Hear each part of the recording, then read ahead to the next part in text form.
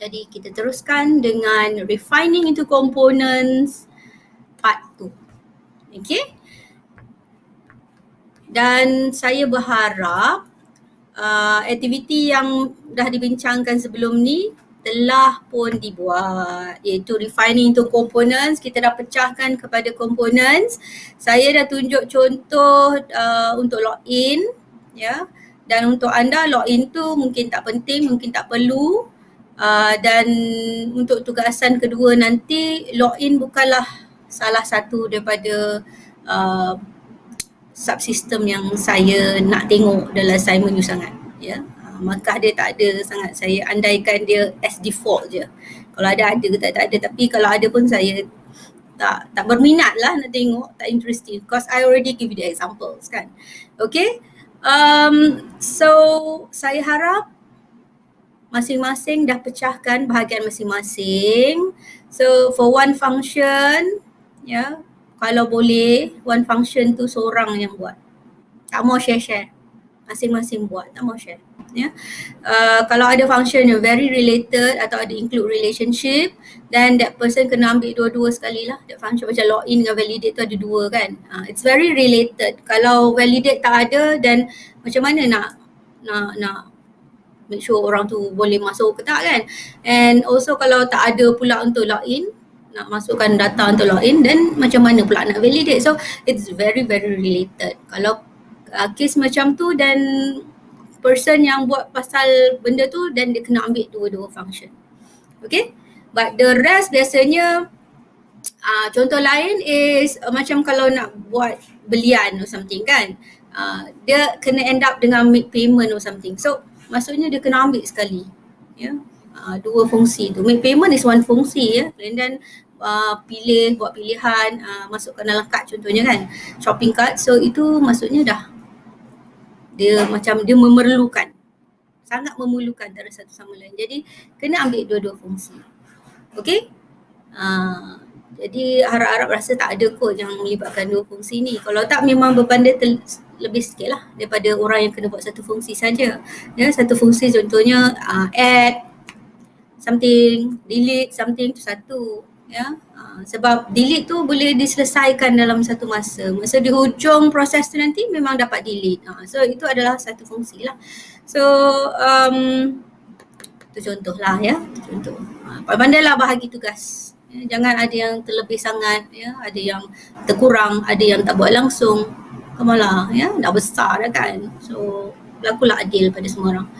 Okay, right. So minggu 10, kita dah tak banyak minggu lagi yang tinggal. Jadi kita kena habiskan juga, ya, secepat yang boleh.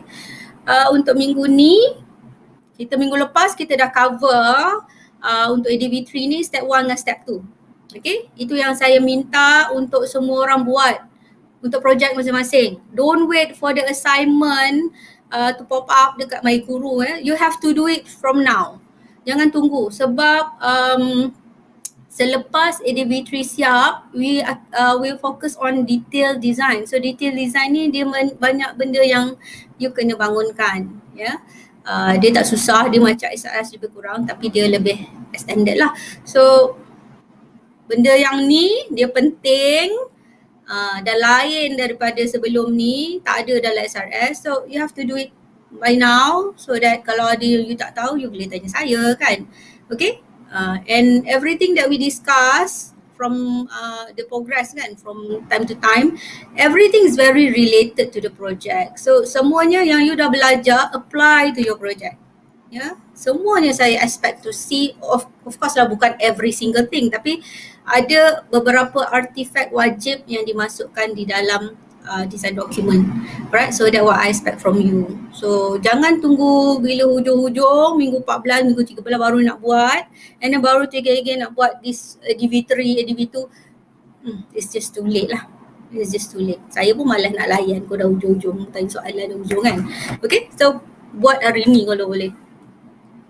Okay, so for this week kita sambung dengan step 3 dan step 4, which is kita dah ada components for all that functions. Now kita nak groupkan all that components into their own respective subsystem. Okay, So they have their own department lah, kita panggil department kan. Okay, and then we can start drawing the ADV tree. We don't say refine lah, sebenarnya we still looking at partly design ya. But in step 4 kita sebenarnya dah start, we can start drawing the bukan final lah, the version 1 of ADV 3. Kalau number 2 tu partly design, number 4 tu pun sebenarnya step 3 tu kita fokus on partly design. Dan kali ni kita sangat-sangat serius untuk drawing the ADV3. So masa step 4 tu sebenarnya dah nampak dah keseluruhan ADV3. Okay, so masa masuk step 5 dan 6 sebenarnya kita memang betul nak refine je. Kita nak betulkan mana yang tertinggal, kita nak just make sure all the quality attributes and also the constraint is actually addressed inside your drawing. Tu je. Okay, so hari ni sangat-sangat penting. Mungkin you boleh imaginekan how your ADV3 will look like, maybe, sebab I didn't actually provide the final how you should look, sebab it depends on the stories, right? Jadi, tapi hopefully you can actually imagine how your ADV3 will look like. Okay, so first thing first, the definition of subsystem.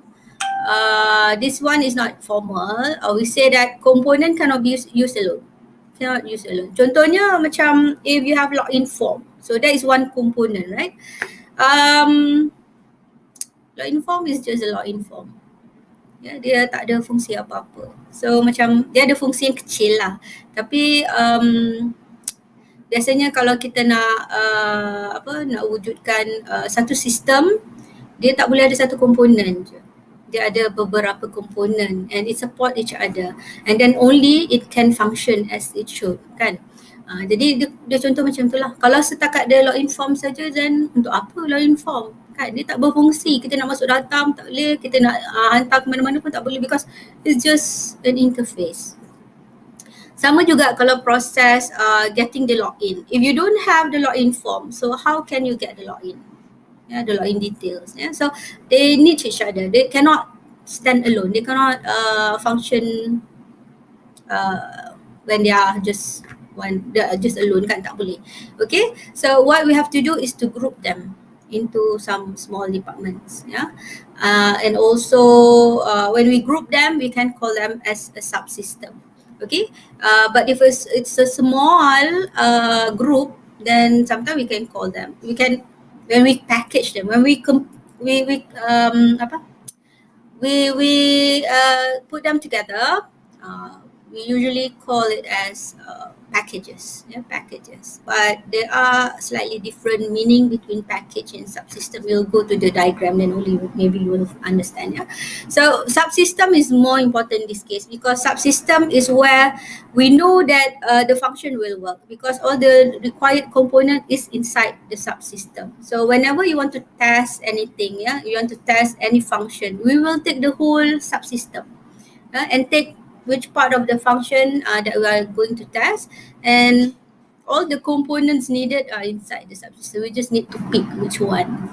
So that's why I said it's going to be more meaningful to have subsystem instead of just component. Component ni just macam elemen-elemen yang ada, and subsystem is the whole thing that will be meaningful when they come together. So that's why we call subsystem lah. Okay, so for example macam login tu kan. So kita ada login, dan login tu we need to get the input for the login so that we can validate them. So bila dah ada dua komponen ni, and then boleh keluar pula bagi tahu kat people. So this is there's no errors, or there is error. So maksudnya it's more meaningful to be together, instead of just one component tak bermakna. Okay. So another example is like, okay, this is some bigger subsystem where macam login tadi, dia contoh dia satu function saja so dia ada get login, lepas tu dia validate kan. Kalau ikutkan use case memang dia ada dua, tapi to be a meaningful subsystem dia kena ada dua tu sekali. Okay, tapi bagi contoh subsystem yang lebih besar, for example shopping cart, saya bagi contoh kat bawah ni. Okay, so fungsi-fungsi yang ada dekat dalam shopping cart tu dia cover like view shopping cart, remove item from shopping cart, delete item from shopping cart. So They are all different functions. They are all different functions. So one person can take one functions and create the component, etc. And at the end, you can either put them under view shopping cart subsystem, remove item from shopping cart subsystem, or you can also put them together under one department. Yeah, because it can be called as shopping cart department because they're all related about shopping cart. Okay, so ada dua cara. Pilihlah cara yang mana. Okay, kalau biasa dengan department, I think masa SRS you dah biasa dengan department. So shopping cart ni is one of the example of the department. Tapi yang ni macam saya kata it's a bigger department. We can have a big department or a small department. It's up to you. Yeah, yang penting is how you interpret the diagram, how you explain the diagram. As long as it's logic, then we accept your explanation. Okay, your justification. Alright, so this is the formal subsystem definition. A group consists of hardware and software components that come together. Yeah, implement the subsystem functionality. Okay, can help simplify our work. Okay, users usually use the system via one or more subsystem. So macam kita kata, one subsystem can actually work independently.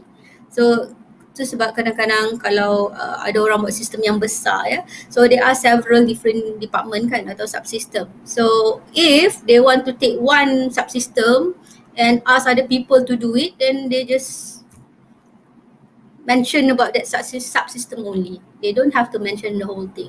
So for example, login subsystem kan. If you, let's say that you want to use that Google account yang memang kita boleh masukkan dalam app kita kan. So kita boleh ambil that part because the whole subsystem is provided by Google, for example. So we just take that subsystem and combine with other subsystem that we have inside our app. Okay, kita tak ambil satu komponen je. Kita kata okay, saya nak ambil form login tu je. Tak apa-apa kan, tak berapa bermakna. So we usually take the whole subsystem. So in this case kalau kita nak guna outsource lah, kita nak guna benda yang existent yang kita boleh actually guna secara percuma ataupun we have to subscribe atau bayar list dia, fee dia. Okay, so subsystem alone can perform on its own. Yang ni saya dah cerita tadi dah, login subsystem dah ada semua komponen, so they come together and can be used independently. Kalau masa kata you nak test kan, you can test the subsystem. Kadang-kadang kalau buat komponen, we test each component that's correct lah, sebab kita nak tahu sama ada setiap macam login form, button dia fungsi tak, bukan button lah, dia punya drop down list dia fungsi tak kan, etc lah. So itu kalau kita buat component testing but when it come to subsystem, kita want to integrate to see how it works between component to component, and then from subsystem kita boleh test pula this subsystem dah tested, and then now kita nak tengok integration dengan other subsystem pula. So that is the kind of testing that you can do. Tapi tu cerita lambat lagi lah. Now you baru design kan, develop, dan baru nak testing. Okay, but this is actually, that's why we say simplify your work, because this is how we can actually manage your work structuredly and easily for us to test everything when it's all done. Itulah antara sebab-sebab dia. Okay. Alright, so this is the step A. Kita ada dua, ingat tadi step 3 dengan step 4 So step 3 is grouping component to subsystem. So ada beberapa step, so I use step A, step B, step C for grouping component to subsystem. So this is going to be a bit long the step tu. Okay, step number 1. You can identify subsystem and its packages. Okay, so what you should do is to create this table first. An empty table lah, of course. Okay, so let's say you have login subsystem, tapi masa ni you tak tahu pun you ada subsystem apa, you have no name for them yet because we are now want to create the subsystem. So what you have to do is, after you create the table with the names on top tu kan, you senaraikan semua komponen let's say this one for presentation layer. So this is the information that you already have from previous steps kan. So you have the component names for the presentation layer, Macam ni tak ada lagi. Login UI package name tak wujud lagi. So you akan buat masa ni. Selepas ni. Okay. So senaraikan dulu semua komponen yang you ada. Okay. And then for each of this component, okay, kalau they are very related, macam ni kan, they are very related, you can put them under one package. If they need each other very strongly, you can put this under one package. So let's say here I put under one, I call it login UI package, means that I package them all together because they are very strongly related together. Okay, and then we have login validation. This name comes from because there are two functions here. One is for to get login and one is for the validation. So I want to put them under one package here because they are very strongly related. They need each other. So this package is known as, one is login, one is validation. So I put in the name as login validation. That's it. That's how you can name the package, yeah. But it's up to you. Okay, and then we have the data layer. So this is the component that you have already, yeah. And then we can have a name for it. So usually for data layer, it's either data access or service access, yeah. So it depends. So like here, it's about data. You are sending data login detail to check with the things inside the database. So it's about data, not service. So that's why we call it login data access. Okay, we want to access the detail that we kept inside the database. So we want to check it with the login details that we have. So it's about data, right? So that's why we call it data access. And after you have created all this, yeah, yang ni pun you dah tahu dah, dua-dua ni dapat daripada use case kan. From this name, we have login UI package, login validation, login data access. So as you can see, login is the main term that always appear kan. So what we can have is to name the subsystem as login subsystem. That's it. Ya, ni contoh lah contoh. Macam mana nak namakan ya. Because sometimes people when they want to choose names kan, dia jadi weird kan. Apalah kaitan nama ni kan. So this is how you can create the names. Alright. So you have to do this for all the functions that you have done and see whether they have to be inside one subsystem. As a small subsystem like this one is quite small lah, although it has two. Sometimes you have just one function also can, yeah. For example, you have just one function to something about I don't know, maybe about apa ya, dia macam terkeluar sikit lah daripada semua function yang ada, tapi still needed lah. Let's say macam create some notes kan, tulis notes kan. So tapi dia punya application tu is about something else. Jadi notes tu is just a small thing, create notes, that's it. Contoh lah. Okay, so buatlah satu subsystem just for that notes. Kita boleh kata je note subsystem. Ya. Contoh kalau contoh lain macam you ada quiz kan, online quiz. So you can have online quiz subsystem. So under online quiz tu ada apa? So pecahlah. Mungkin create quiz ke, take quiz ke kan. And then you can pecah juga between the admin and also the user. So banyak benda lah. It depends on the components that you listed in the tables, yeah, in the columns. So from there you can decide whether they should be inside one package ke, they really need each other, then they have to be inside one package. If they're not, then you can actually split them into different package, but still in the same subsystem also can. So it depends on the story. It depends on the component that you have derived. Yeah. So there's no specific way that I say it has to be like this. It has to be like this. Yang penting it has to be logic lah. Jangan you suka-suka masuk package sana, masuk package sini, but lintang pukang. You tak boleh nak justify why you do that. Maknanya ada benda tak betul lah. Okay. So it depends on your own justification, but make sure it's logical lah. Dan sesuai. Okay. Alright. So that is step A. Dia kata dah create table, fill the input component, lepas tu baru start namakan package. For me, better namakan package dulu and then baru decide on the name of the subsystem. Okay, and you kena pandai-pandai lah mana yang nak merge, mana yang nak split out kan. Tengoklah macam mana. Okay, lepas tu it's also ni note lah. look for any dependencies of component with other component, because sometimes they are inside different subsystem, ya, tapi ada fungsi tu, satu je fungsi yang it needs something from input from some other subsystem. So untuk yang tu mungkin kita tak boleh tunjukkan dalam table, but make sure you note that somewhere, ya, below ke kat mana-mana, because we will need to show that information inside our diagram later, ya. So dalam table dia tak boleh nak tunjuk. Kita tak boleh kata dia share. Biasanya kita hantar input. One input from one of the package ataupun komponen tu dia hantar to another subsystem contohnya kan. So kena catatkan di mana-mana, because inside this table we cannot show that. Tapi dalam diagram you have to show that relationship. Okay, so step B. So step A, completekan table with the whole functions and components that have derived before. Wujudkan nama packages dia, decide on that, and then namakan subsystem dia, whether it's a huge or a small subsystem. Yeah. Okay, and then we can ready to do the drawing. So for the drawing, we'll take row by row. Ya, kita tak ambil semua the whole thing one table, whole lot tu kan, tak. Kita tak create the whole ADB tree right now. Kita masih buat partly design. Ya, kita buat part by part.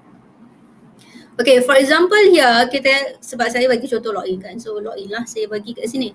So ambil lah satu subsystem, login. So this is the whole thing that actually covered under login subsystem as shown inside this table. Okay, alright. So yang diagram ni is a bit different from last lecture ya. Because why? Because kan saya mention kot, saya lupa nak letak mobile phone dalam tu kan. So yang ni saya dah betulkan. So saya dah masukkan mobile phone dalam tu. And we can see the relationship between mobile phone tu. We are focusing on the screen lah sebenarnya. Screen dekat dalam mobile phone tu, dia link dengan login form. So when the mobile phone access the app kan, login form akan appear on the screen. So people will put in some input into the login form. So that's how this actually work, yeah. And then whenever validation has been decided whether it's ada error or not, so that's how the info will be displayed on the mobile phone. So that's why you have the arrows going outside, going to the mobile phone. Okay, to masuk arrows di sini. Okay, and also remember that I use different colors to state the different layers. So pink, yellow and orange kan. And also the grey color is something outside the app. So you can use the same way, or you want to use black and white also can, yeah. But make sure you know what they are. Okay, and to simplify the diagram, like I said, we don't have to put the code name, the coded name like component B1.1 because it's going to be messy inside the diagram. So we remove that. But of course, when you can actually replace them inside a table or something and can use them when you explain the diagram. You still can use that coded name because it's much easier for people to connect when they see coded names kan. Okay. Alright. Okay. Step C. So yang ni dia kata get input je. So ambil lah salah satu daripada mana-mana yang dah dibuat tu. Okay, yang dah siap. Kalau kata dalam subsystem tu the huge subsystem, you can focus on one function at a time. Ya. Asalkan it has a complete input, process, output, keluar ke mana semua kita nampak. It's a complete story for that function. Ya.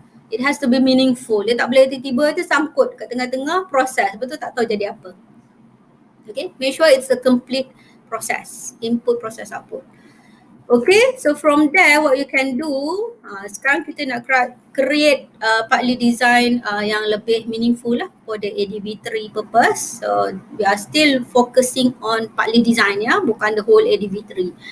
Okay, so from the input that we have in step B, now what we can do is to group the packages. So this is going to be simple because you dah pecah kepada ni kan, warna-warna tu kan. So we know that this pink color should be under presentation layer, but for this step kita tak pergi layer dulu, kita nak packagekan dulu because sometimes in the same layer we can have more than 2 packages, 3 packages. So kita kena decide on the packages first. So untuk login subsystem ni kita kata step 1 layer tu ada satu packages saja. Satu login UI, satu login validation package, dan satu dia punya data access. So how we get the name from, kita ambil daripada table 1 tadi. So this is the name of the packages. Remember, when you say package, then it means that we want to represent them using this package symbol here. Can you see it? Nampak tak ni? This is symbol for package, a notation for package.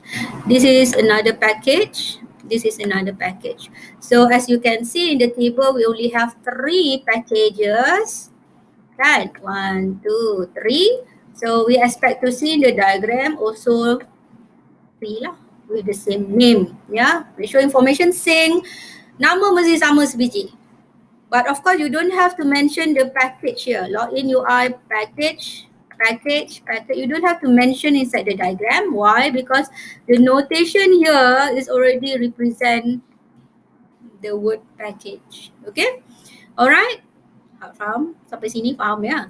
And then step D senang je lah. You just create the layer. Nampak tak?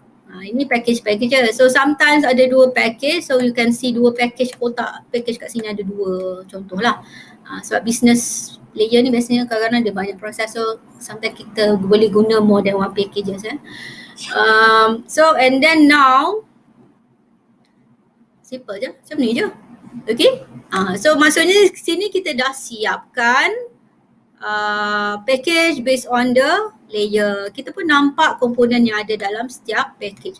So ini adalah maklumat yang sangat bermakna, yang sangat penting di dalam design document you all. Okay.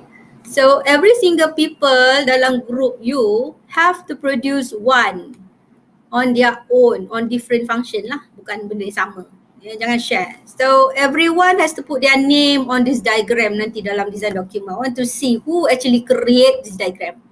Ya, saya tak nak tengok nama yang sama untuk 1-2 diagram. Saya nak satu nama yang berlainan untuk setiap satu diagram. Untuk orang yang buat lah. Kalau tak buat, then tak payah masukkan pun tak apa. Ya, because markah ni macam saya kata, markah ini adalah markah individu. Kalau orang tu tak buat, then just remove the name. Don't worry. Ya, kalau kata ada 5 kan, 5 orang. Seorang tak buat ataupun buat tak apa-apa. Masukkan je lah apa yang dia ada ataupun tak ada, then remove je nama dia. Remove je sebab dia tak buat apa-apa. Kalau dia letak kotak kosong, letak je lah kotak kosong. Ya, ataupun you nak letak kotak kosong sebab dia tak buat apa-apa, letak kotak kosong, letak nama orang tu. So I know siapa yang tak buat kerja. Okay? As simple as that. So everyone has to take one function, create this diagram. Alright? Tapi saya tak nak login, saya tak nak register, tak nak yang simple-simple. Saya nak function that is very related to charity. Ya? Saya nak yang very related to charity. Okay? So once you have created this, sometimes bila you buat by functions, kita tak create the whole subsystem yet kan. Nanti satu masa ada yang part yang kita tak combine pun sebab dekat dalam diagram tak tunjuk pun subsystem. It's just a matter of kita nak nampak apa yang ada dekat dalam application tu. Tak apa, yang tu kita cerita kemudian. Alright, so faham ya? Ini saya expect di dalam you punya design document assignment 2. Okay? Dan bahagian ini walaupun assignment 2 is the group work, bahagian ini adalah bahagian markah individu untuk setiap orang. Right? Tadi jangan buatkan bahagian kawan anda. Okay, step E. Okay, repeat lah untuk semua fungsi-fungsi yang ada ataupun semua subsystem yang kecil-kecil semua yang ada. Kalau subsystem besar, pecah-pecah lah fungsi tu untuk orang yang berlainan kan. Okay. And step F is if you have already the diagrams already done kan. You kena check whether there are redundancy sebab lepas ni kita nak merge into one diagram untuk jadi ADV3. So here you kena study kat mana komponen-komponen yang dikongsi bersama. Maknanya kita redundant. Ya. Ataupun kat mana yang nak kena connect between one component from one subsystem to another component in another subsystem. Sebab masa ni nanti bila you nak merge, make sure benda tu semua information tu kena ada. Okay? So here yang paling penting step F ni, Other than that, kita nak pastikan semua information tu dia mesti high cohesion. Ingat tak lagi? High cohesion, low coupling. Kita nak kita punya design high cohesion, low coupling. Low atau tak ada langsung. Ya, tapi kalau ada pun one component intra between one subsystem with another subsystem, satu komponen tak ada masalah. Tapi kalau misal kata banyak sangat komponen tu link antara subsystem A dengan B, kata ada 10 komponen dalam tu, 7 link.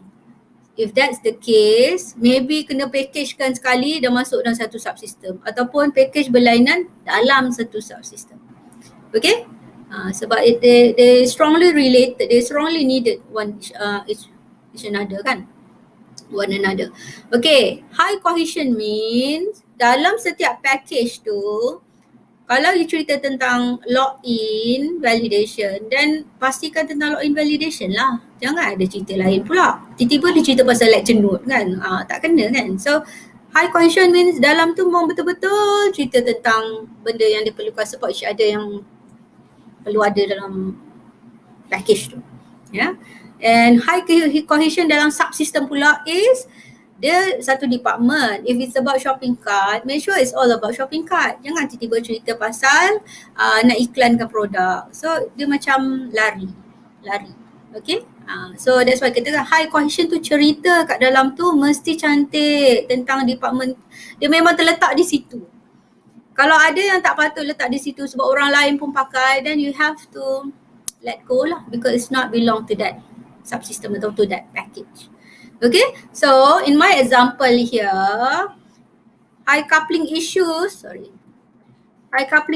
kita actually dah resolve satu benda kan. High coupling issues sebab contoh kat sini ya, get login dengan validate login, they actually strongly needed each other. Tapi kalau kita pisahkan jadi dua package dan mereka sebenarnya memerlukan antara satu sama lain, so kita kata high coupling lah kan.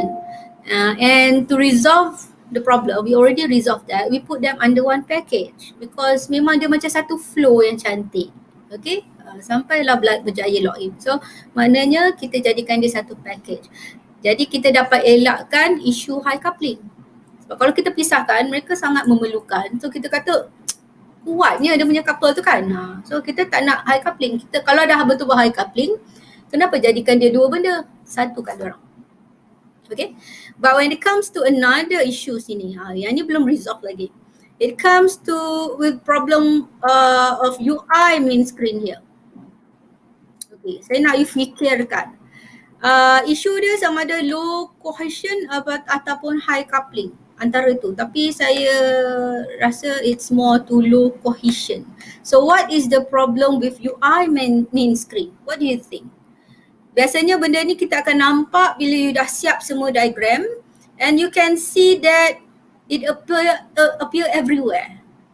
Dekat dalam login dia ada UI main screen and then kita expect, walaupun tak buat lagi kan, kita expect dekat dalam subsystem lain pun UI main screen tu juga akan wujud. Kenapa? Boleh tak discuss sikit? UI main screen, kenapa boleh jadi isu kat situ? Why I raise this issue about the UI main screen. Kalau kita tengok di sini, UI main screen. Apa isu kat sini? For this single diagram memang tak berapa nampak, tapi sometimes people boleh nampak kalau dia start thinking about high cohesion kan, dia akan nampak problem di situ. Tapi once you have all the diagrams done, you will see the problem very clearly. So apa masalah dia? Come on, discuss. Bukan discuss dengan kawan you, tulislah apa benda kat dalam chat. What is the problem with UI main screen?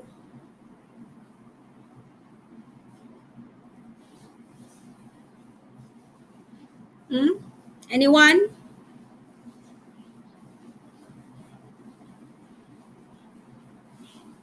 Cepat. Apa problem with UI main screen here? Kita kata low cohesion. Kenapa low cohesion?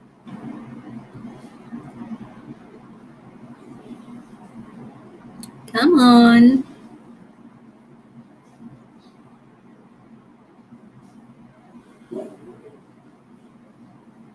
Tak ada idea langsung.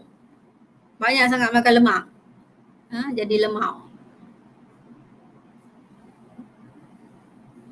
Apa masalah dengan UI main screen? Saya tak suruh you cari masalah kat mana. I dah mention dah masalah dia pada UI main screen. So what do you think the problem is with the UI main screen? Tidur, bangun, cepat. What is the problem with the UI main screen?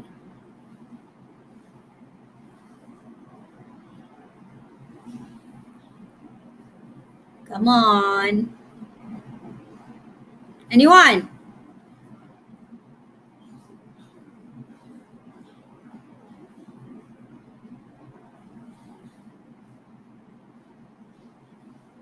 Cepat, UI main screen. Penat je saya baby dia tadi kan. Dengar tak tahulah.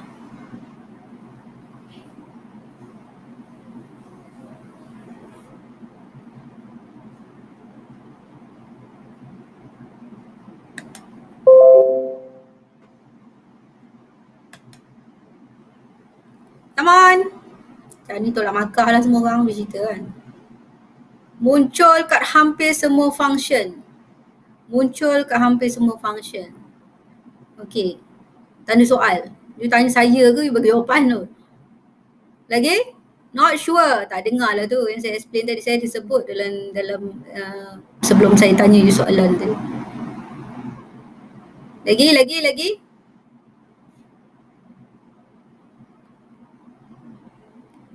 Ramai yang tidur dalam kelas saya kan. Bukan dengar pun. Datang-datang untuk ambil attendance, sebetulnya senyap je. Tak dengar pun. Lagi? Tu saja. 2 orang je respon. Yang lain apa cerita? Yang ni bukan kira respon ni. Tak tahulah siapa yang reply ni. Ni. Kod adik dia reply pun boleh. Kau setakat nak kan. Okay, cepat.